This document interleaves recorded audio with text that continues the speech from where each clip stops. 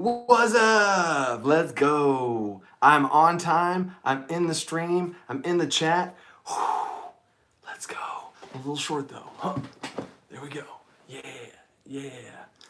All right. Let's see what's going on. What's going on here in the chat already? Who we got? General Solo, first time here. Welcome. Welcome. Welcome. Oh gosh, I can see myself again.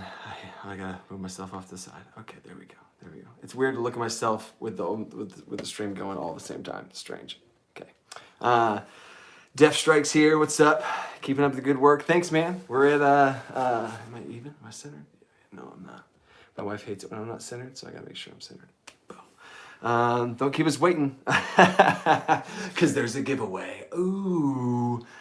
Ooh, the giveaway actually doesn't start till 6:05. I set up the giveaway, but it doesn't go live until 6:05. So I'm gonna give 1 minute pass. Really? I had to share it out. That's the only thing I didn't. So I'll say I was just a little off there. Giveaway starts in 3 minutes though, so I give some people some time to come in here. Share this out. Share this out to your friends because the giveaway. It's going to be like a one-on-one. It's a Patreon tier. It's a one-on-one. I'm going to create something for you specific to you, whatever it is you want. If it's a roll table or a homebrew mechanic or whatever, we'll do like a one-on-one, and we'll get a chat in this little. It's called Marco Polo. Do I have my phone? I don't think I even have. Oh, that's my phone. And we'll do some one-on-one stuff there. I'll give that out. You only conditions to be in the giveaway is you click the button whenever I say it, and make sure in the live stream at the end to give that out. So share it out, and if one of your friends wins, it's almost like you won. You know what I'm saying? Pyre Rubin, what's up? What's up, man? Scatterbug, I just finished editing I just finished editing the video for this weekend that you requested from the last Patreon giveaway I did. Top 5 apps for D&D. It is done and posted. So, boom, there's that. What's up, man? Nice. Love your advice. Thank you for all you do. So much appreciated. Love you, man. Dude, love you too, General Solo. If that's a Star Wars reference, you're even more cool. Appreciate it, man. That's why I started this thing. That's awesome to hear. Thanks, man. Aiden Williams, last live stream was awesome. Thug Life Shades. Glad to be back. Homebrew mechanics would be awesome. Yeah, and I think that's the coolest thing. Like, part of my Patreon tiers are these one-on-one things that I'm able to do with people to specifically answer questions. Because videos, I purposely have to try and get as many people as I can with a video, you know. So it's nice to be able to get like a specific question. One of my patrons, the patron that won the last giveaway, the big giveaway for the book, the dice, and the t-shirt. Man, I do a lot of giveaways, guys. And not next week's video, but the week after is another giveaway. But he had a question about like supplies and what's the best way to manage equipment. He had a supply die, and we worked out a whole supply die system for him. So that was pretty cool. Hey, it's great to see you on a live stream. What's up, Perkins? You're one of my new patrons. What's up, man? You did make it on time, Pete. Let's go. All right. So what's going to happen is I'm going to set up. I'm going to prep up how this whole homebrew live stream is going to go. This is a recap of what's at. My hair is crazy, guys. Oh my god. Can anyone send me a haircut? I don't know. Or I should watch the YouTube video. Hey, there we go.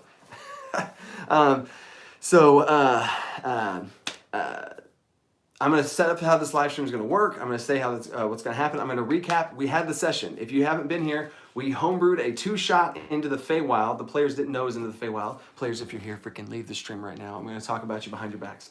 You can watch it later. I'm going to say how that went. Some things I learned, things that I would change differently, all that kind of stuff. I think that's one big thing that is not on YouTube enough is DMs. And I was going to say good DMs, but I'm not toot my own horn here, but I don't see YouTube DMs talk about things that they screwed up royally, unless it's like a whole video about like the mistakes they used to make. So, Arnie, what's up? Hey, is it late for me? How long do you think the live stream will be?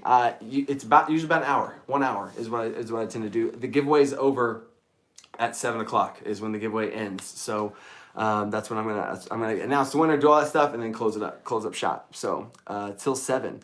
So, okay, here's how this live stream is going to work.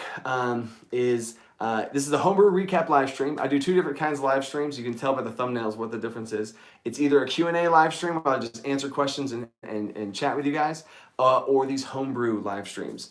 And in these Homebrew live streams, I go over like actual like stuff that actually happened from a game that I made from scratch. Kind of with you guys too. I took a lot of feedback from you guys. Y'all threw in an aboleth at them, and I homebrewed it on live streams as well. So this is the recap. If you missed it, there's some other live streams to check out on. So how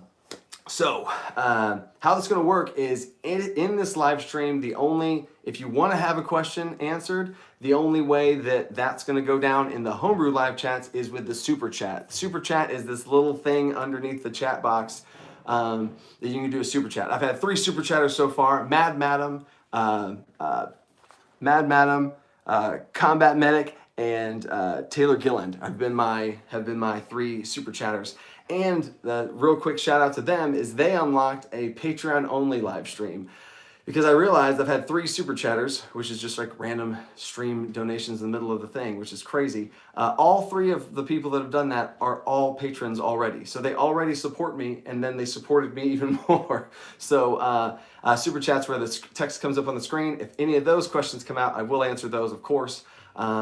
And then and I'm gonna keep as super chats happen. I'm gonna keep doing more live stream giveaways, because when I do a live stream, you can super chat, and if you super chat, I want to do more live streams, and I'm gonna try and keep pumping the stuff back to you guys, whether it's giveaways where I make you stuff or giveaways where I actually give you stuff. I got some other sponsors. I got 2 emails recently from some people that want to sponsor the channel again. So it's been crazy. It's been crazy. General Solo, I wish I was one of your players. I'll just wait to see what I put these guys through and see if you still do. The skill checks. Okay, let's get into it. Okay, so what I will do right now is I'm going to post in the description the live stream code. I'm going to post it in the chat. It's not the description. I'm going to post it in the chat right now. The giveaway code. Boom. Giveaway code. Giveaway. All right. There's the link. Go there. Click on it. Done. Matthew Perkins. Matthew Perkins is one of the guys I've collaborated with, another D&D YouTuber. Have you ever played any of those games behind you? Are they even real, or are they just the boxes? They are glorified backdrops, bro. And they are cool miniatures. They have cool miniatures in them. This guy right here came from here, right? What can you do? How cool is that? So they are glorified miniature collections, man. So sorry to burst your bubble. I've never played them, but they are the best source for miniatures. Just to throw that out there. Nice, you made it in time, Venomancer, or Venomenon, coolest name ever. All right, so there's the giveaway code. All you gotta do is the channel. I tried to give this, I just wanted to be able to where if you click it, you entered it, but it was a little too complicated. I'll probably try and find a better resource next time. But anyway, share that with whoever. You can actually copy that link and send it out to your friends and stuff. And you can copy the link to this video, send it out to your friends too. So the highest we've ever had in a live stream is 43 or 42, one of those 2. So let's see, we'll see if we can beat that. But here we go. When we first started out, first of all, these are 3 players that have never played before and 1 player who definitely has played before. And I threw them into the Feywild. I'm going to give a little bit. I'm not going to do the whole recap all over again. If you have no idea what I'm talking about, but at least you'll know the basics. So. Okay, so if it says complete, that means if it says complete, there's only 1 step, complete, 1 point, done. You're good, Solo. Going into the Feywild, they start off on a pirate ship heading towards a location. 2 of the players know they're going to the Feywild. The other 2 players think they're just on some sort of jungle adventure where they're going to hunt down a beast, get its pelt, and bring it back. That's all they think it's going to go down, right? We sent them out towards the Feywild. I originally said in my live stream breakdown that I was going to have them have to find the Feywild, and I gave them clues here from the material plane perspective and clues from the Feywild perspective, and they're going to have to find the Feywild. But then I was like, man, that's not the best way to start off things. I had a video on the best ways you can start your campaign, and I was like, that is not a very good bang to start off even though it's a 2-shot, is, all right, find it. So I was like, all right, no, I'm going to give, they already know what's going on. They'd be able to find it. Let's just, like, I'm going to narratively give them okay, there's an opening in the thing, you know where to go. You turn the ship in there, you go, and I just went through like a little narrative description real quick, and then I start to describe the combat intro scenario, right? Scatterbook said, joke's on them. Yeah, they don't even know. They didn't even know what they were getting into. So they start heading through this, open, like, middle of the ocean. They start to see this opening in this stone cliffs. They start to steer through it in the large ship.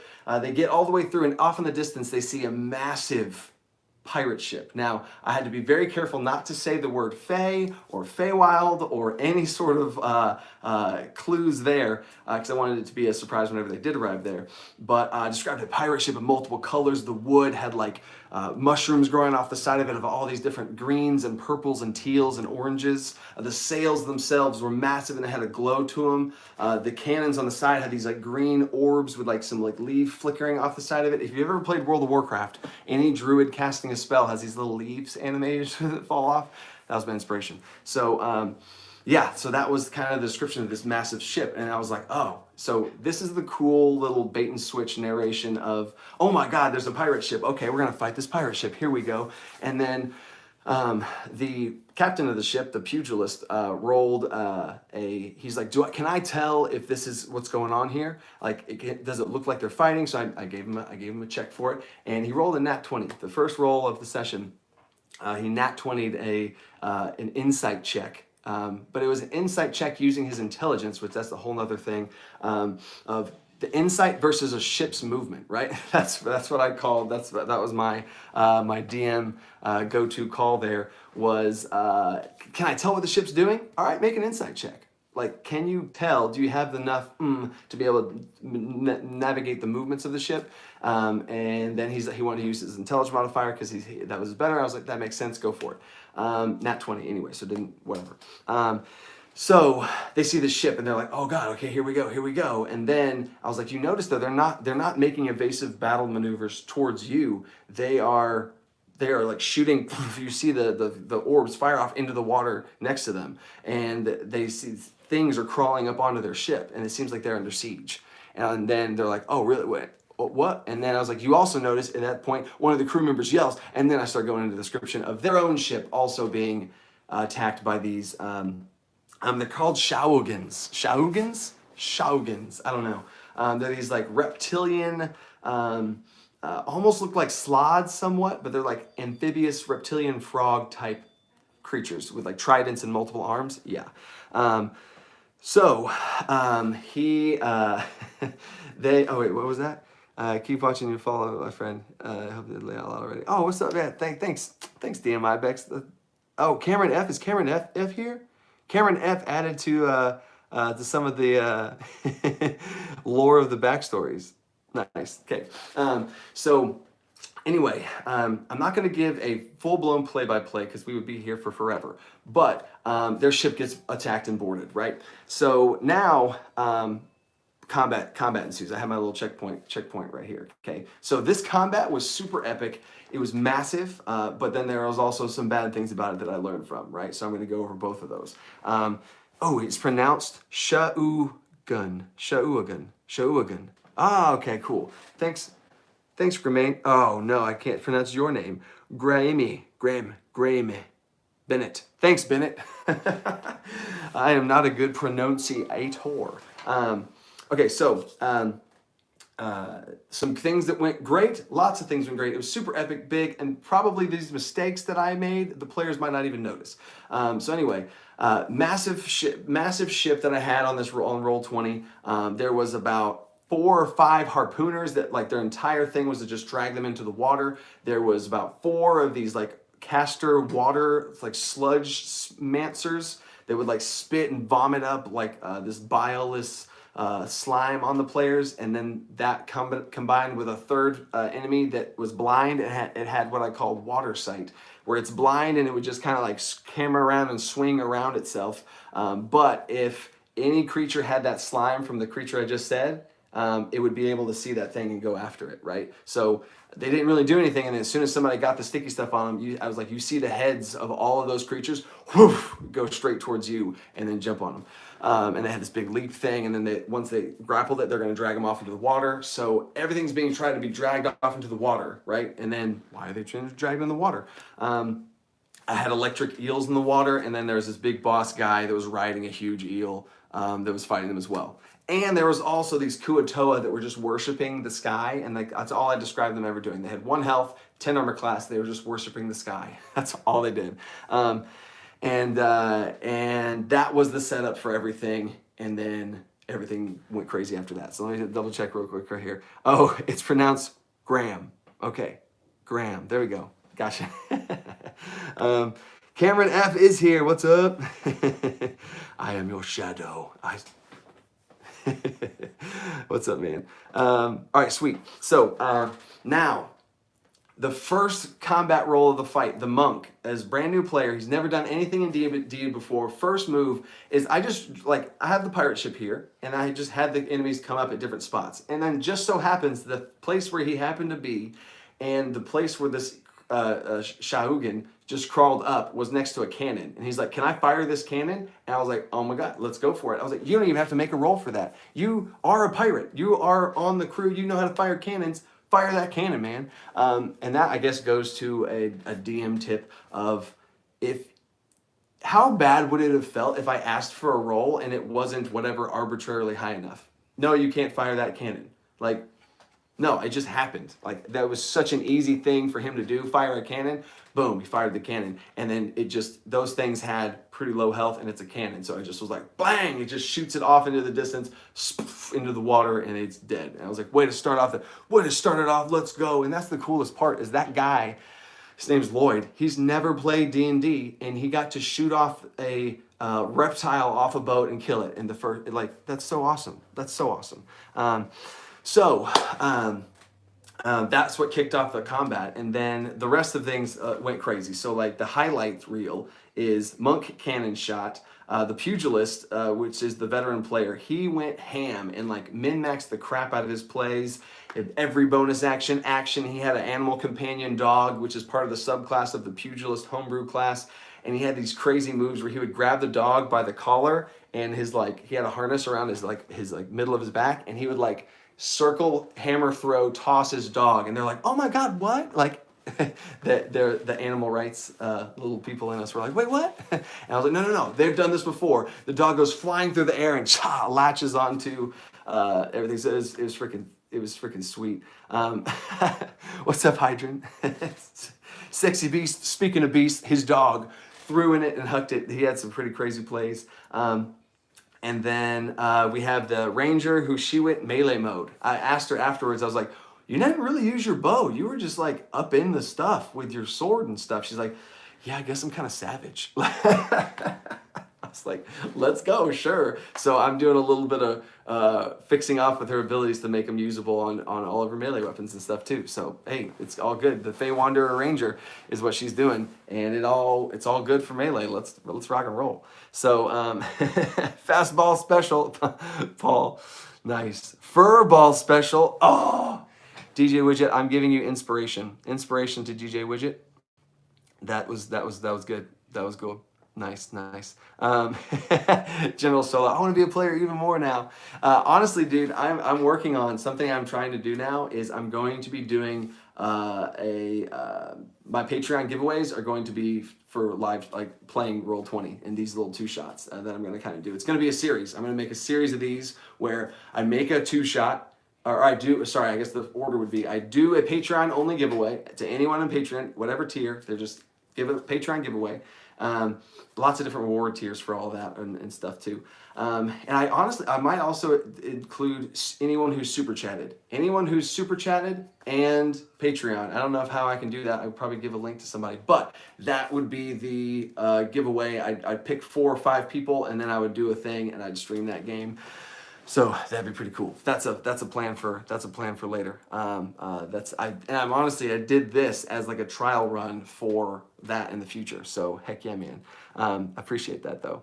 Okay, so this ranger's just going. So all these players are killing it except the paladin. Torgon, who, if y'all remember, this is a paladin who's actually, all my players are level 3, like they started off at level 3. He's a paladin that's actually a level 1 fighter, level 2 warlock, multi-class, posing as a paladin. And there's some stuff to learn from there. So I'll describe the combat, then I'll tell some things to learn from. So he had a pretty rough fight. He almost got taken off the boat. He got back onto the boat. He killed one of the hit point fish people, and then he realized nothing really happened with that. So then he went toe to toe versus one of the harpooners, lost, and then he made an attack. It was just round after round. This is like 5 rounds or so, and in his 4th or so round, he rolls a nat 1 on his attack roll, and I was like, oh my gosh, and everybody's just losing it. Okay, like Torgon, and at this point, I felt really bad for him. I was like, all right, bro. I want you to describe what happens to this nat 1, because, and this is another, I guess, little DM tip moment, is if your player's just spiraling, right, and it just keeps happening, you don't want it to just like it's going to be funny, and like you need to play it off on humor and funny, right? And just let the dice tell the story. That's what Scatterbug. Sometimes the dice are against you. Yeah, exactly. The dice were stacked against him. So I was like, what happens for your nat 1? Because one thing I don't want to do as a DM is describe a nat 1 that your character has happened to you and you feel like some dumb clown. You know what I mean? Like that feels bad to be like, oh, I wouldn't really feel like I do that, or like, okay, I guess now, like I want this spiral down the drain to be under his control. So I was like, all right, man, what is the absolute worst situation that just happened? He has a warhammer, and his description was he took the shield and like pinned it down and tried to go for this attack, like bash him with the shield held down. And he's like, I feel like the hammer would hit back off my shield and hit me in the face. So I was like, okay, let's go. And I was like, no, okay, you smash him with the shield and you get him down and you swing that hammer as hard as you can, but you drop your shoulder just a little too much and you get that gung, pow, and you just get right back to the forehead, hit yourself in the forehead, and I rolled a 1d4 and he took 3 points of bludgeoning damage. And I was like, and that's really all you can do there, buddy. And it was, oh man, it was epic. And then I'll get back to what he does after that. But man, that was funny. So that's all the crazy cool stuff. They turned the tide. Oh, the whole fight ended. The crew, like the veteran player, he's calling out to his crew, saying, "Turn the ship starboard!" And he had to keep getting water because he's like yelling the whole time in real life. So then, like, throughout the time, the ship was turning, and I can't turn the ship in roll 20, so I had to like move the pieces around to make it look like it was turning. But there was cannons facing this way on the ship, right? There's cannons facing this way, and the enemy, the big boss guy on the electric eel, he was right here, and they wanted to turn the ship to where it lined up. And it took 2 turns for them to do it because I didn't want to just give it to him like that. But then they were lined up, and then he goes, fire! And he had the crew fire and it's hit off the guy. So then he swims up, and electric aura shoots off the thing. He starts climbing up the ship, and then the ranger wants to go shoot that cannon off. I was like, oh man, all right. I was like, this ranger though, she's not a pirate. 2 of those players were pirates, 2 of them are not. I was like, you want to fire a cannon? I don't know if you know how to fire off a cannon, right? And so there's this guy, this boss, this Shogun general. He's been taking some damage, so he could get knocked out with this cannon blow if it's like at the right spot. So he swims up and he's climbing up the side of the ship. He's like, I want to fire the cannon. Because just so happens, I have him climbing up the spot where a cannon is that has not been fired yet. I was keeping track of that too. And she's like, I want to fire the cannon off. And I was like, oh, okay. I was like, I need you to make an intelligence check. And she's like, wait, what? Oh, no. He didn't have to make an intelligence check. I was like, yeah, he's the pirate. So, I mean, that's kind of, he knows how to fire that off already. So, I was like, let's see if you know how to do it. I was like, it's going to be a decently low check, but I mean, I need to know if you know how to fire this thing off. So she's like, all right, go. So she goes over to it. And I was in the intelligence check, and on roll 20, you can see the physical dice rolling out there, and she rolls a nat 20 intelligence check to kill this boss. And I was like, oh, and like we all lose it and stuff. And then I was like, how do you want to do this? And the classic Matt Mercer phrase, how do you want to do this, right? It's kind of like, oh, I'm getting chills. Catch up. Oh man, okay.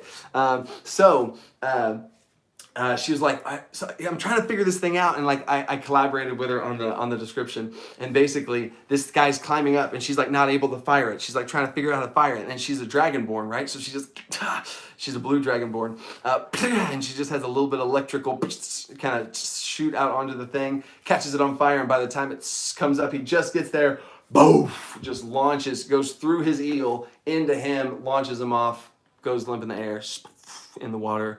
Big finish, done, right?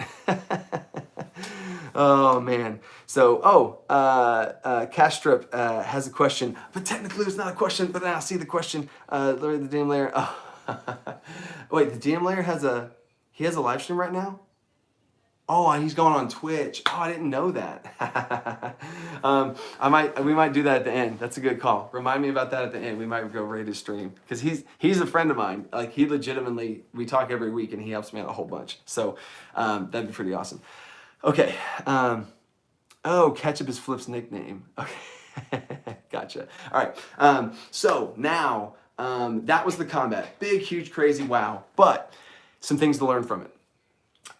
It was too long. It was too long, right? It was an hour and 30 minutes, right? Maybe now that's also including the start from the beginning of the session. So it was probably about an hour and 15. That is a little longer than what I'd want for a beginning fight for 3 people who have never played, right? Keep that in mind. A big fight like that totally has its place. But if I was doing this again for 3 brand new players, I would have scaled it down a little bit. And I was like, well, what happened? Why was it too big? Because I feel like it was perfectly balanced for what was there. And I had to think back. I'm like, why? Here's why. The mistake that I made was I let one of my players, the pirate captain, I was like, well, how many people are on your ship? Like, how big is your ship? And he's like, 30. I should have scaled that number down because that ended up being the problem, was too many NPCs. He had a ship of 30, so I was like, okay, out of the 30 people on the crew, 10 of them would reasonably be able to be like combat savvy people. So I had 10 on this ship. I had 10 NPCs that I also had to manage throughout this whole time, but they were the ones that were, turning the wheel to shoot the cannons, and they fought the smaller things. And so there's some other things there to make sure that didn't bog the game down because I wanted to make sure it still revolves around the players. But yeah, it dragged. To prevent it from dragging, I have some things in place to make sure that doesn't happen, but that's a whole longer story. But the scale of it was so big because of those 10 NPCs, I have to match the scale up, because if I have only a few things and there's 10 NPC pirate fighting people, then it's not about the players anymore, right? So I had to make it big enough for that reason. So if I had scaled down the ship size to like a crew of 8, right, and only 2 people were competent fighters, I think that would have been a much better feel for like the amount that I was having, and it would be more centric around the players, right? So yeah, that was one thing. But then also I could have still had a 30-person crew, but then just have more of them be incompetent fighters, and they were just kind of like battening down the hatches and stuff. But even then, that's a lot of pieces moving around. So that's the thing that I learned from it. So let me go back to the chat real quick. Adult dragon, ooh. I guess that is out of context. I see what you're saying there. General Soloman, I love your enthusiasm. I want to play with you too, dude. It reminds me of the DN session we had in 2 fighters, 5 displacer beats. Oh yes, 2 hours fighting 5 displacer beasts. And what's so funny is I have displacer beasts is the final encounter boss, sub boss of this 2-shot that I'm doing. So that's ironic that you just said that. Nice. Okay, so yeah, see, Stephen Harris says abstracting the crew into the riggers, gunners, and fighters might have helped. Yeah, and I kind of did that to the other 20. Like where were they? Under the deck, right? So I think that was the thing in hindsight that I could have fixed with that. And then it's also, it's too overwhelming for a first-time combat. They did not have a tutorial, right? Another series I'm doing is tomorrow I am playing with 4 first-time players. It's my brother, his wife, his friend, and his wife. 4 players are first-time players. They've never played before. We had our session 0. I'm going to be documenting this and making a video to give to you guys about what this is going to go down. I'm also homebrewing a thing for them from scratch as well. So stay tuned for that. That is going to be a little adventure thing for that. But anyway, so that was the whole fight, and this led into a skill challenge, right? Because here's what happened. At the end of the fight, they're like, yeah, like the tides have turned. Literally, like pirate water joke. The tides have turned, and then they're all like, they just won. Like they beat all these creatures, and they boarded their ship. So now it came down to, during this was another little DM tip here. During this fight, I sprinkled in 2 things. One, how the other pirate ship was going. Like, what's happening with them? Like, okay, are they winning? Are they losing? The water starts to move underneath you. It starts to move. And I started to describe that more and more as every turn and round went by. And then it got to the point where it was almost kind of like a whirlpool effect underneath them. And this massive creature, I think Stephen Harris was the one that said it. Who was the one that said it? When a kraken, not a kraken. Originally kraken, but then Senjum switched it to another one of my patrons in the live stream chat, switched it to an aboleth. So an aboleth goes under the ship, and like you've seen in the shark movies where the shark actually like bumps the ship, right? Bumps the ship, and then they had to make a big strength saving throw to get launched off the ship and everything. And that's actually a big moment too, is how I did this. This was kind of interesting if you want to kind of steal this little mechanic. I had everybody make a strength saving throw. And if you failed, I rolled a D8, right, for direction. Usually I have a directional die. If it's at the table, I have a die with arrows on it. And I just roll it out there. But I rolled a D8 for the 8 directions. 1, 2, 3, 4, 5, 6, 7, 8. And you'd get launched 20 feet that way, which probably meant you would be going overboard in some situations, right? If you were on this part of the ship going this way. So half of them failed, and they went off. One got thrown off the side of it by 1 feet. And he goes, "Can I get a dex save to try and catch? I want to try and catch the thing." I was like, "Ooh, let's go, dex save." He makes the dex save, catches the side of the ship, and boom, goes on. And I was like, and then he said this too. And he threw his own self under the bus. He goes, "What about my dog?" I was like, "Oh no." Bishop's his dog's name. I was like, Bishop, he's gonna make a roll, but boom, Bishop failed. He gets launched off the side of the boat the same way he did. And I was like, oh no. So Bishop's getting launched off the side of the boat. He's like, I want to try and catch him. I was like, oh, because you succeeded, yeah, let's go. And again, you could be like, well, you don't have a reaction left because, no, I'm gonna give him a chance to save his dog. This is a dog. And he reaches up to try and catch him, and he rolls like a 10 or something. I was like, oh no. That wouldn't be enough to catch this dog and this thing, and you just fell, and you're trying to this wouldn't be enough. And he's like, I'm gonna use my inspiration.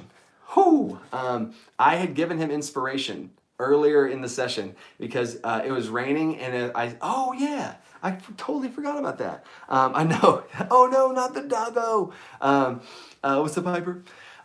So the dog's going overboard. At the beginning of the session, I did a real quick thing that I think is important of a little role play nugget is there was rain. It started to rain. I said, everybody make a charisma saving throw. And anyone who failed, I just described, you feel a deep sadness. In whatever way you want to take that, you just feel a deep sadness. That's it. And then he goes, I want to get my dog and sit down and go to the side of the ship and I want to think back to when I found him in the alleyway when it was raining, and I just scooped him up as a little puppy, and I'm like, oh my gosh, it was this really cool moment, and I loved it because that is role playing. That is showing these 3 players, leading by example, the one player that's played before, to show them what you could make this character be, to make that feel for the dog. It's a dog. It's already a sweet little dog, but that moment that he did with that dog showed the players that dog's important. It solidify that dog with him to be that important, so that now when this dog's going overboard, man, that was a much bigger moment because of that. So anyway, I gave him inspiration for that, and he's like, I want to use my inspiration for it. Boom, he rolled. I have a D6 that I give them, then they can add a D6 on top of their rolls instead of advantage. But that's a whole nother topic, which I actually that's a funny story. Dog goes overboard. He rolls the inspiration dice, rolls a 5, gets a 15 out of 10. That was a DC. He catches his dog, holding by himself, hooks him up, and gets him right underneath his arm. He's safe. Bishop is safe. So don't worry. Aiden goes, I swear, if this dog dies. Oh, but he could have. Nice. Okay, so that was huge. And I think that was the inspiration moment right there. Is a side note, this is a big announcement. If you notice in the giveaway that I linked, in fact, I'll link it here again, in the giveaway is a one-on-one D&D sessions, bang, or in creating something for you. So anyway, if you notice in the giveaway, the one thing you have to do is go to Trent Monk's channel. Trent Monk is a D&D YouTuber, and we are doing a collaboration. He's much bigger than me. He's at 16,000 subscribers, and I'm a little old 3,000. He's doing a collaboration with me. This is the first time I'm fully announcing it, where we are going to tackle inspiration. Me and him are tackling inspiration, and we're going to try and do the best we can to break it down, talk about it, and get it flushed out to where, now I have a vision of what I want to do. We're talking this Sunday about the collaboration. We're probably going to do an interview style where we call each other and talk about it. But I'm going to then follow that up with an inspiration video of a highlight reel of everything you can possibly do with inspiration. So that'd be pretty sweet. Oh, D&D Homebrew, what's up, man? I like the rain making them feel sad. I will steal that. And honestly, what that is and what that came from is a mechanic that I use of, and I really have weaved this into so many of my other videos, of implementing role play through mechanics to my players to help them with role play, especially for players who are not initially as strong or experienced with it. Is something happens and you feel this way, and it has no other effect than just emotion. So yeah, D&D Homebrew is another YouTuber out there that me and him have been talking, and he's actually one of the people that I shouted out in one of my earlier videos back when I had I think I had 700 subscribers, and he had 2 subscribers. So now he's grown, and then that's been pretty cool. Anyway, so go win General Solo. Hey, and if you are one of my patrons and you win the giveaway, you can give it away yourself to a friend of yours, to whoever you want, if you actually are the one that wins. So don't not enter for that reason. All right, anyway, so now skill challenge, and I am going to speed this up just a little bit because I want to make sure that I get through this whole thing, right? I'm getting so excited with these descriptions. So, and another thing, I just saw this because I pulled it up, is the super chat. You can unlock another. I can do a second tier. Each tier is $20. So if the super chats get up that high again, then I'll trigger another one. Because last time the super chats, Philip Bush threw out 10, and Taylor Gillen threw out 10, or Philip Bush threw out 20, and Taylor Gillen threw out 10 to be able to give this as a reward. So then that'll happen again if it happens during the live stream. But either way, we got at least one to give away. So skill challenge.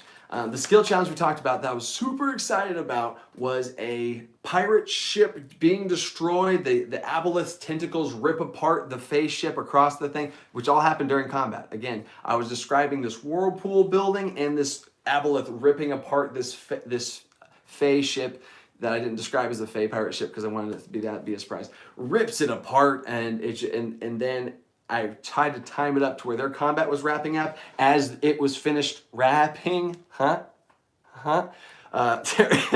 tearing apart the ship over there, and then it all finished, right? And then at the end of the combat, I was like, what are you guys doing? And then they're like, all right, so only other piece that happened was the first mate, the pugilist's first mate, bro, Charlie, an NPC that he put into his backstory, got thrown overboard. And this was one of my side missions. One of my side missions as a DM is I had an agenda. My agenda during that fight was to take Charlie overboard. right? So the enemies that I pulled up on the ship, I made sure that they were more towards Charlie's side. I wanted Charlie overboard. Whenever your players give you NPCs they care about, you want to kill them. Not kill them, but maybe kill them, right? So I wanted to make sure I got Charlie overboard, right? So then Charlie, over time, through enough effort on my end, finally got him overboard. And then he went underwater, and he's the only person that went over water. And then the pugilist tied the rope around his thing and then just jumped in after him, right? So now the skill challenge starts. And this skill challenge, it was it was big, but then I did learn something there as well, and that's why I'm sharing it with you. It did not go the way that I'd wanted, and out of all skill challenges I've ever done, this was probably the roughest, and I learned a big thing as to why it was that way. So a skill challenge to get away from an aboleth ripping apart a ship to try and escape, that sounded awesome, right? But here's the thing, I thought about failure conditions. Like, what happens if they fail? Okay, the failure condition, I flushed it all out completely. But one thing I did not figure out, and this is the biggest tip that I can give. They were not aware of the goal. They didn't know the goal of the skill challenge, right? And now, originally this was because they didn't know, like, there's this big green, here, what I'm telling you guys, there's a giant underwater, there's this whirlpool that's sucking them into the Feywild, right? So there's this green glowing light at the bottom of it with the leaf effects, right? The little World of Warcraft druid effects, sucking everything into the Fey portal. That is their escape, right? They need to get away from the aboleth through that portal. And then I was like, all right, cool. And then I was like, wait a second. They don't know that? They don't know how the Fey portals work? They don't even know that this whole thing's going to the Feywild. Crap. So then I had to, on the fly, make sure that I gave enough narrative descriptions of what's happening for them to get the idea, mid-skill challenge, which is not ideal, for them to have that be where they're trying to go for, right? So, that was the roughest part there, is I should have set up to one of the players. What I would have done if I could go back, I would have talked to the Feywild Ranger and I would have told her, hey, here's how portals to the Feywild look. If they look like this, they have a and I would describe to her that is how you get there. That is where you go. A lot of times you go through there and there's like dangerous stuff that happens, but you go through there and you're safe. I should have described that to her, and then she could have relayed the narration, relayed the lore, to be able to have the players know we gotta get there, right?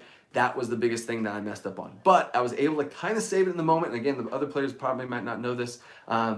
The veteran player did ask, what are we trying to accomplish here? And I was like, well, crap. That is, that's kind of when I realized it. So I described the Shaukans grabbing and taking the people away from the green light. They're trying to get them away from the green light. And then you see the elves, these armored people swimming, not armored like metal, but they're swimming toward, whoa.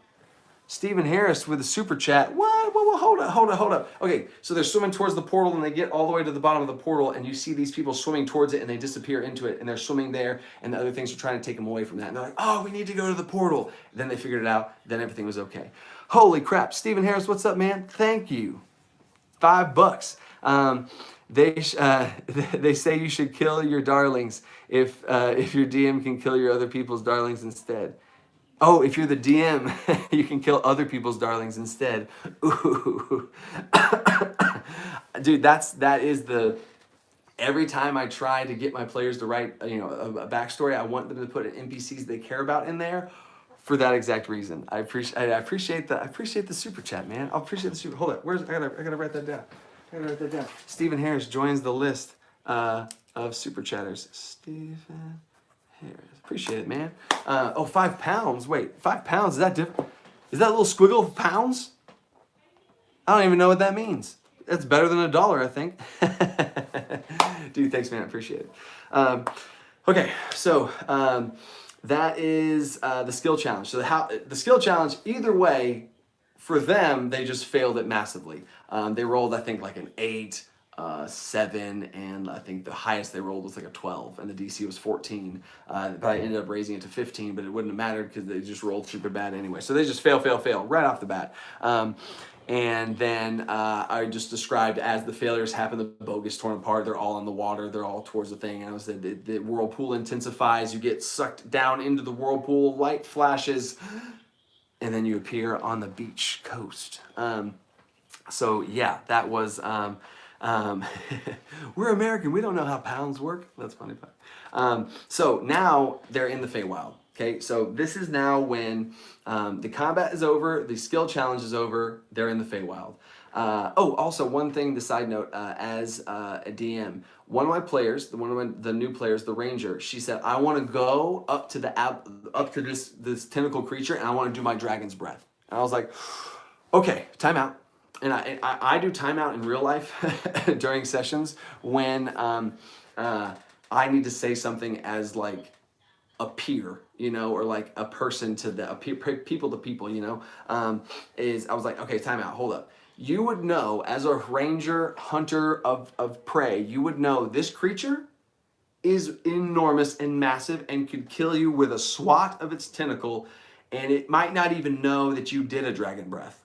And then she's like, oh, is that big? And I re-described how big it was, and then I let her do something else, right? Or she said that, and then I went to another player, they did their thing, and I came back to her, right? So that was good. And in the final moment, on the ship's falling apart, the paladin takes his final swing at one of those Kuatoa fish worshipping 1 health 10 armor class thing, and he killed one final one, just as a final, just screw you, killed one, trying to get a little bit of a silver lining to what he was doing. So yeah, anyway, so now they arrive in the Feywild, and this is now their social encounter. They did a social encounter with these Fey pixies, right? So to fly through this now, because the biggest thing I wanted to talk about were those combats, and the giveaway ends in 8 minutes. No, 12 minutes. 12 minutes. So NPCs, they landed on a beach and it was completely a blank, and there was just a coastline. They kind of woke up. One of their hair was messed up. One of them had some inappropriate stuff drawn on their face, just as a funny joke. And 2 of their clothes were switched. And they're like, what the heck? What is going on? And these pixies are just pranking them, right? And then, Death strikes out of here. Later, Death. Watch the rest of the stream in the morning. Take it easy, Death. Nice. You would know. Oh, yeah. The you would know technique, for sure. Sometimes you got to employ it, especially for newer players, Last minute kill is still a kill. I'll let him know you said that, DJ Widget. He needs the love. So now they land on this whole pixie beach, right? And they just hear some giggling and whispers. And I was like, you feel like a moist object enter and exit your ear. And I basically described a wet willy, right? And they just keep getting pranked and they're invisible. And then they find like one of the pirate captain was like, show yourselves, show yourselves. So then the fast forward, long story short of all the pixie tomfoolery is with the monk, I made sure the pixies were calm and thankful, because the monk had a very calm presence, and it like transitioned over to them, and they were very, thank you. And then the pugilist was like the leader of the group, and they were kind of trying to make deals with him. Hey, you want to make a deal? If you do this, I'll give you this, right? And they were kind of talking to him as like the face of the group. Yeah, very tranquil. Yes, Roy, very tranquil.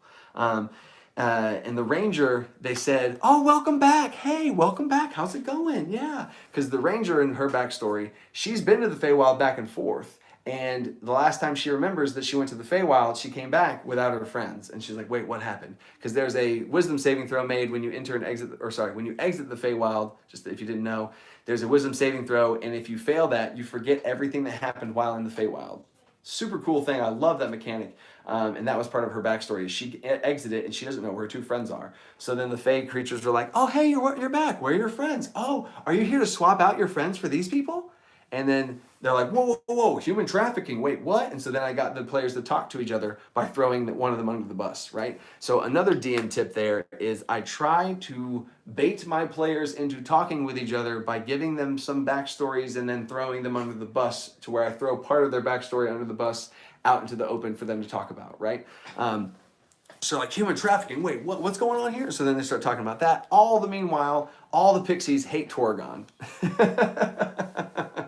They hate the paladin because He is a paladin that's not really a paladin. He's actually a warlock whose patron is an archfey who is their arch nemesis. The pixies hate his patron, and they get that smell off of him, and they keep telling me smells bad, and they can see through him and stuff. Because this entire time, the warlock has a disguised self of this other person on him. He is disguising himself as Torrigon when really his name is Nog. So that's this whole secret lie that's happening this whole time. But anytime my players have a secret lie, I constantly try and throw them under the bus a little bit and give clues that the players could have caught on to. But that's a whole other thing. So the pixies hated him, and they say, I can see through you, and all that kind of stuff.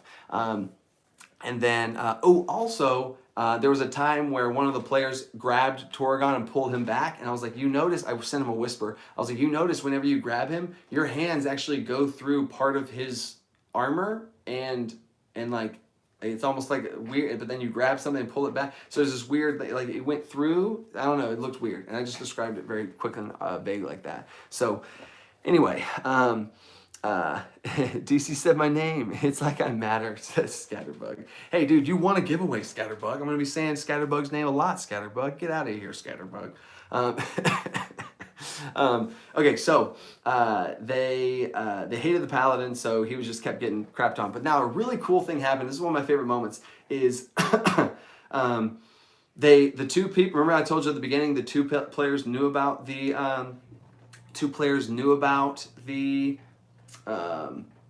whole Feywild thing, and the other two players didn't, right? They literally were like, I want to go off. I need to go talk to whatever. So one of the ranger storms off, and then Torrigon follows after her, and then the other two are left over. And so then I sent them into two different Discord channels, and then I was hopping back and forth as the DM through the two different Discord channels, and they were talking with each other. And it was so cool I didn't say anything for like 5 minutes. I didn't say anything where they're just like, and they're like, I think we can trust, I don't know if we can trust, Torrigon doesn't seem like he's a paladin of the crown. He just seems like a bit off. He didn't channel any of his paladin, whatever, blah, blah, blah. And then I switched over there, like, all right, no, we're in the Feywild now. We need them though. So like, they're both talking about this all thing. I made sure I was hopping back and forth. So it was really cool to see them role play, talk to each other about the story and about the things of what to do to then come back together and really be stronger from it, because they realize like, yeah, we do need each other, even though there's some weird stuff going on. Like we are each other's,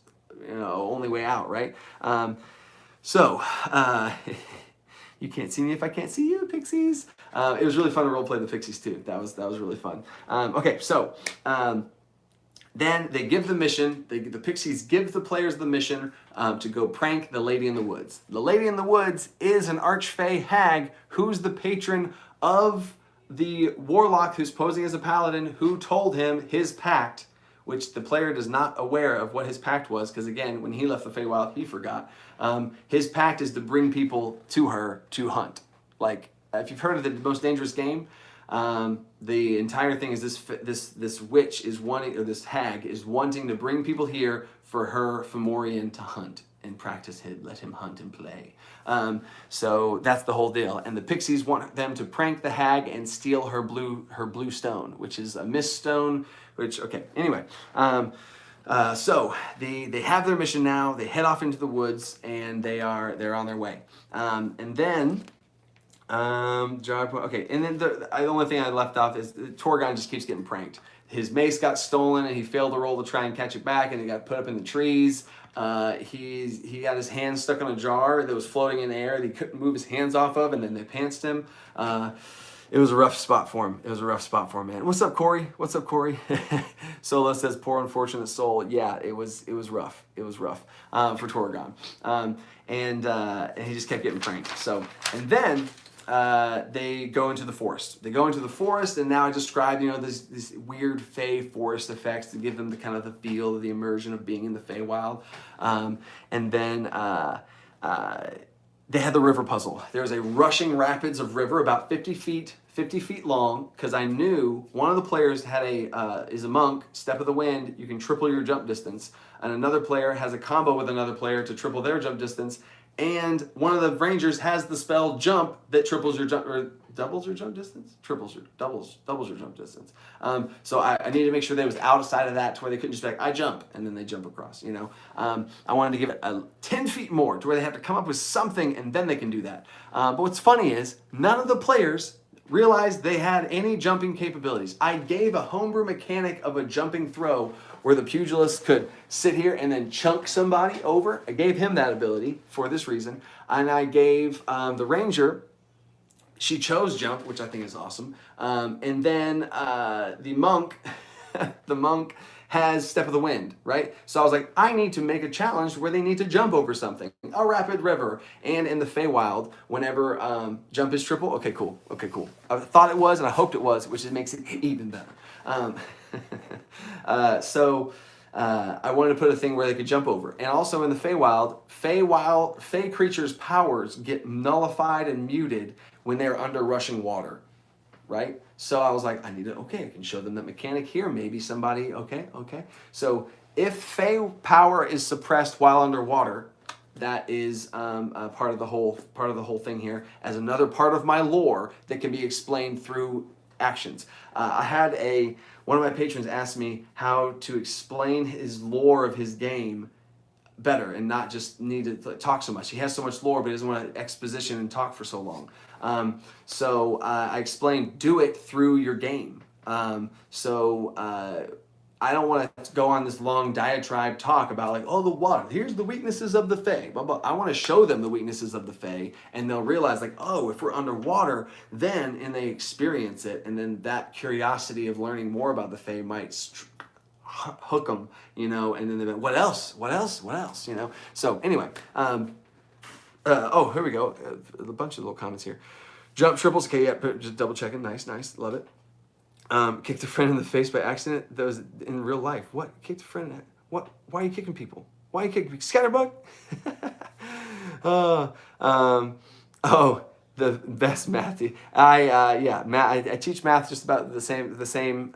I try and give the same amount of energy. I'm a little more excited about Dungeons and Dragons than math, but I give that same level of like bang, right? So yeah, that's a little crazy. And then okay, cool. Accident, gotcha. Okay, just double checking on the chat. Oh gosh, giveaway's over in 3 minutes. I gotta wrap it up. Dang. So they get to this rapid rushing river, and the solution that they started to come up with was the monk wanted to use his water bend. He's a 4 elements monk that we narrowed down into 1 element of water, and he can also change the temperature. So he wanted to make an ice bridge of a situation. I was like, you can make about a 20-ish foot, 15-foot ice bridge. And he's trying, and I was like, it's gonna be really hard, blah blah. And I set the DC pretty high in my head. I was like, that's not, it's a rushing water. I don't see it happening.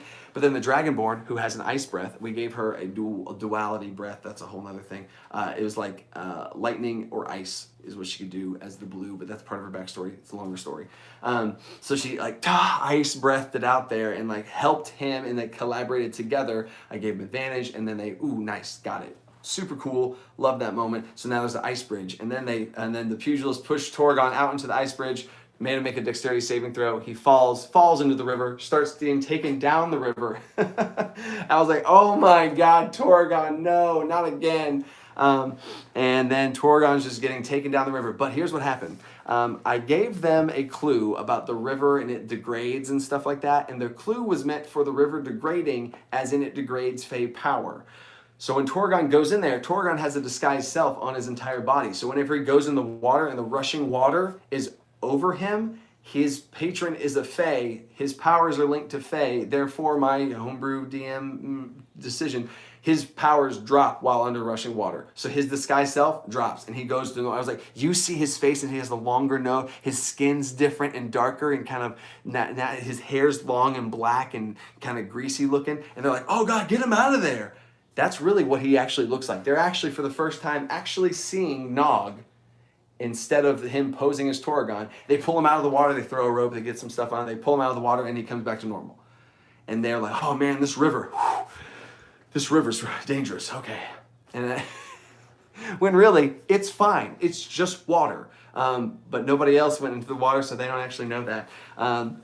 So I'm gonna end here with this thing. Oh God! Oh yeah, raid the DMs later. We won't forget. We won't forget. Flip. I got you. I got you. Ketchup.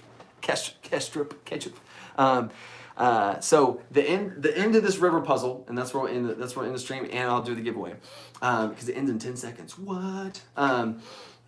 So the God, I got so excited. Okay, so now they have this ice bridge river. They try to walk onto it. They need that extra distance. None of the players realize they have 3 of the 4 players have jump or the capacity to throw somebody over, right? So anyway, but again, I'm not gonna help them. They ask if there's any trees around, and I was joking. I was like, yeah, there's a ton of trees. There's some sticks around, and they walk around. I was like, there's a little stick. He's like, I'll pick up a stick, and he wants to throw the stick into the water to see if it does anything.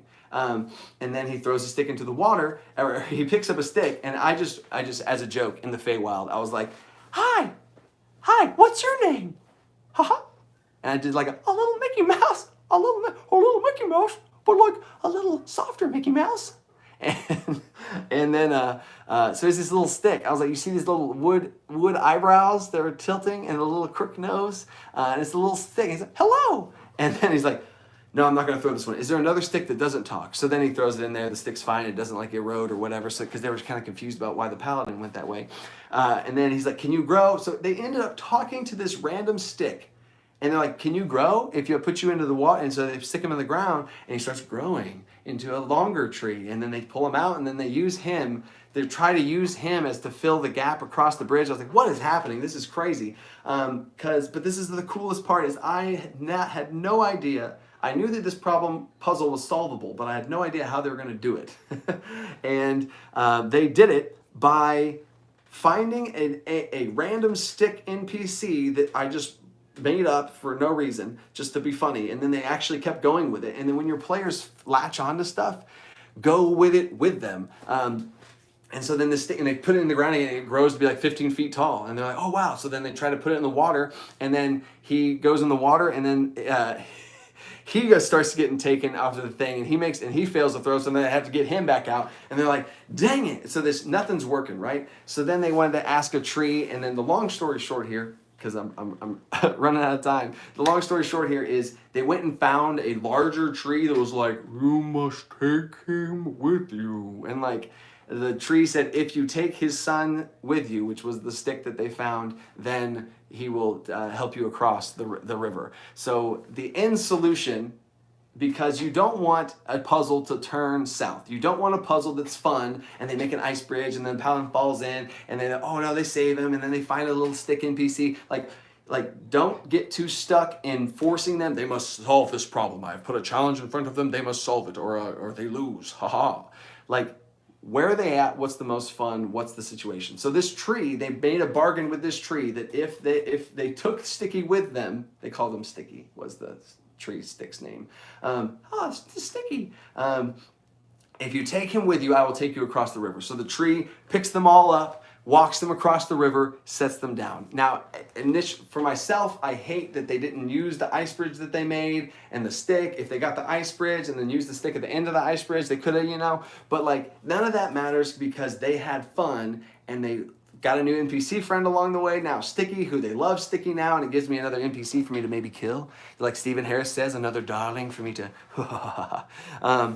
so yeah. So anyway, one of my other patrons says, what's the giveaway for to DM for us? This game sounds fantastic. That is a plan in the future. Once my son is born in like 3-4 weeks or so, and when all of that settles down, I'm going to do this again, and I'm going to do a Patreon giveaway for playing in one of my sessions on Roll20. That'd be pretty sweet. Playing a little 2-shot.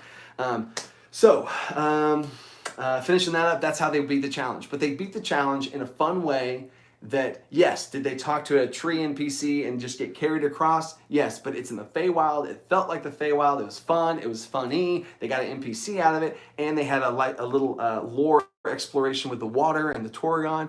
So it actually went great, but it went great because I went with them, and like it wasn't so stuck on them solving in a certain way, right? So anyway, so now time for the giveaway winner. Let me double check on chat and everything. Icky. Congrats. Oh, thanks. Congrats. What are you congratulating?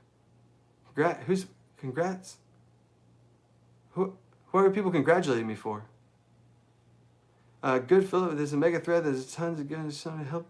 Just stick around. Good sense. Congrats, DC. Sounds good. Late 20s. Why am I getting congrats?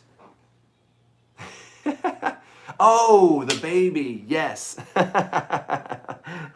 Oh, yeah, no. Thanks. That's going to be crazy. Yeah, that's going to be, I'm going to be a dungeon dad with a dungeon baby. I see you, Scatterbug. I see what you, it actually blocked Scatterbug's message because he called me a dumbass. Oh, that's funny. Yeah. No, I see why now. Thank you. Everybody's telling me now. That is gonna be crazy. That is gonna be absolutely crazy. I might do. I'm probably gonna do some behind the scenes stuff on my Patreon for like some behind the scenes dungeon baby or whatever type stuff with that to see how that whole thing goes, because that's gonna be a whole thing. I'm not gonna do a video on that though, because I don't think people want to see that. All right, so here's the giveaway now.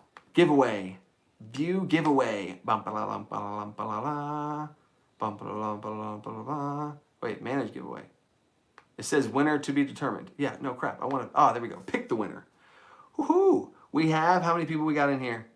We got, oh yeah, okay. It says over 25 entries. Okay, cool. Pick winners. Here we go. Death Strike. Oh no! Death Strike. He's not here. Oh no. Death Strike's not here. That's funny. Death Strike, he did his thing. But Death Strike's not here. I think he left. I'm just double checking. Oh no. Maybe I should have left. He finishes his stream in the morning. No, he said he's gonna finish the stream in the morning. Yep. Oh, okay. All right. I gotta go to the next one. Going to the next one. I'm only saying that because that's part of the things I put in the description. That's part of the thing. Okay, so new winner. How do I select a new winner? What? Okay. Oh yeah, there we go. Repick. Here we go. Ho. Perkins D. Is that Perkins? Perkins, my man Perkins? Is that you, Perkins? You would be upgrading from a $1 patron to the $20 patron. He is one of my patrons, but are you in the chat? Patron? Oh, is he there? Or not patron. I said it. Perkins D. Oh, is he not here? Is he not here either? Oh no. Oh no. I remember seeing him earlier, and he's one of my newer patrons, but rip in the chat. Rip. Oh no. Oh, he is here. Nice. Perkins is here. Yeah. You got you, dude. I got you. And I already have your contact information.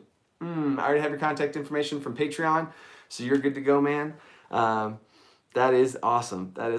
Cool. I will get in touch with you for our little one-on-one app situation, and cool. You'll be for the rest of this month. You will be an Adult Dragon patron.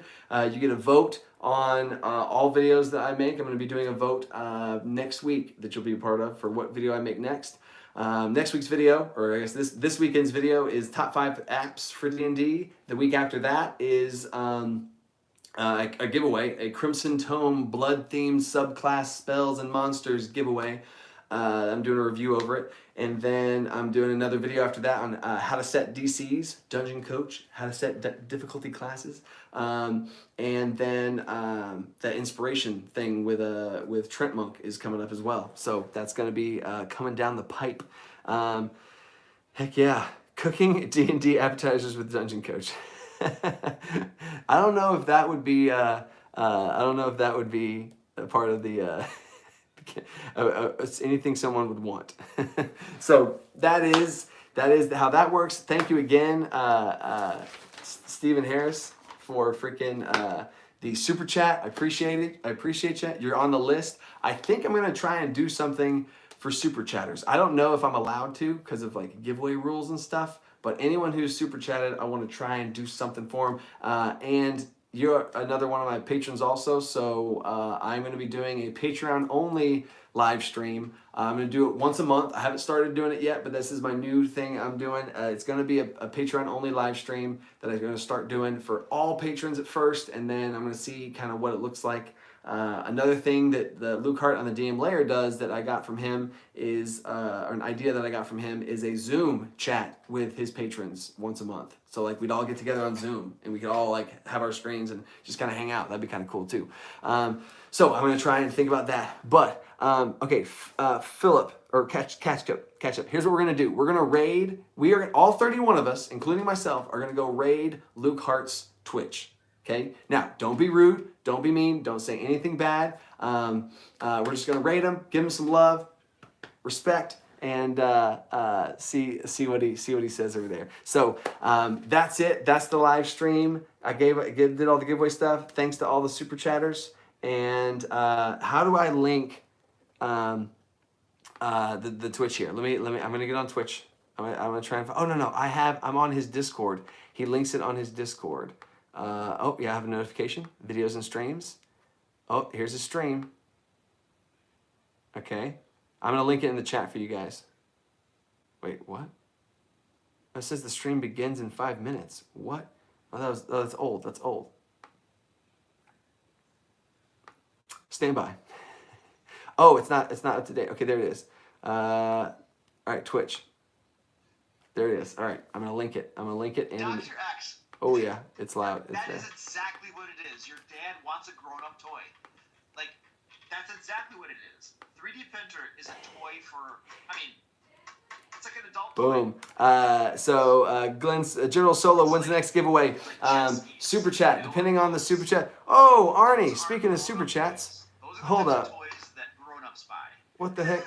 That's exactly what it is. Oh gosh, I'm getting it's loud. Okay, there we go. To answer your question, is I based off of super chat. So I do live streams, and once we get a certain amount of about every $20 or so is kind of around the number that I put it at. 20 to $40-ish because there's a conversion rate that YouTube does. But Arnie, dude, thanks, man. That's awesome, dude. I feel like it's like a tip. I was a server I was a waiter at Chili's for for 8-9 years, and it feels like thanks for the stream, man. That's cool. I've never seen it's like you just gave me a little tip. I appreciate that, man. Thank you, Arnie. Arnie, join in the super chatters. But yeah, so as soon as the super chat totals get to that like 30-ish mark, and right now we're at 5, 6, 7, then I'll do another giveaway. It's kind of what I want to do it is the more successful the giveaways are, the more stuff I want to do. So the more it puts in, the more I put out. So I try and always give back and put everything that I get back into the stream in some way. So appreciate it. Okay. Oh, Luke's on a break. Skybook, if you were rich, then, oh no, he's on intermission. Oh, that's funny. That's funny. How many people are in this thing? 4,800? What? Oh, watching now, 38. Okay, I was about to say. There's 38 people. So, okay, I am posting this in the chat right now. And I think, oh wait, did I already do that? No, I did not. Okay. So boom, there's his thing, right? Oh no, I did that. Oh, and then I got the super chat. Okay. So I'm gonna go there and just and say what's up, and y'all can too. So appreciate you guys. Stay tuned for the top 5 apps. It's a little different video. I want to know if y'all like stuff like this, but I want to give y'all tools, right?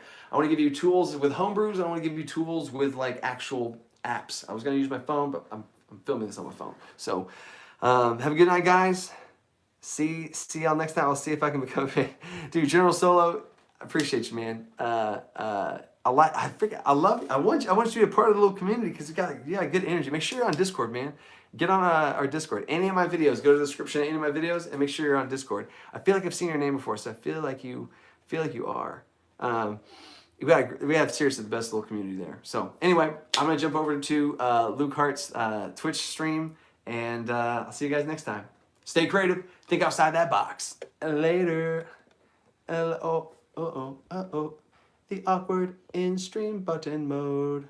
Later. Oh, I see Scatterbug said bye. Yeah, now you're nice. Now you're nice and said love the community after you just insulted me. Luke Hart just came back. Oh, no, he just grabbed a coffee mug and he's going away. Okay. Later.